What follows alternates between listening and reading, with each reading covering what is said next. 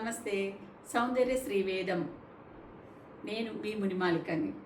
మీకు ఈ వర్షాకాలంలో చర్మంకు చాలా ప్రాబ్లమ్స్ వస్తాయి. దాంట్లో డ్రై స్కిన్కు చాలామంది బాధపడుతూ ఉంటారు. డ్రై స్కిన్ వలన పిల్లలు, పెద్దలు, ప్రతి ఒక్కరికి, ఆడవారికి, మగవారికి అందరికీ చాలా ప్రాబ్లం ఏంటంటే డ్రై స్కిన్ ఈ వర్షాకాలంలో.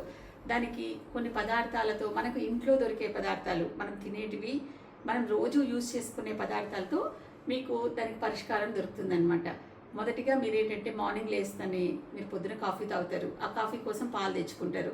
ఆ పాలు కాగపెట్టినప్పుడు దాంట్లో వచ్చిన మీగడ, పాలు లేకుండా మీగడ తీసుకొని దాన్ని పేస్ట్ చేసి దాంట్లో ఉప్పు అండి, ఇది నిజం మీరు వినింది, సాల్ట్, ఒక హాఫ్ స్పూన్ సాల్ట్ వేసేసి ఆ మీగడ, సాల్ట్ రెండు కలిపి మీరు మసాజ్ చేసుకోండి. మీ face, neck, hands, dry skin ఎక్కడుందో అదంతా మసాజ్ చేసుకొని 10 నిమిషాలు వదిలేసేయండి.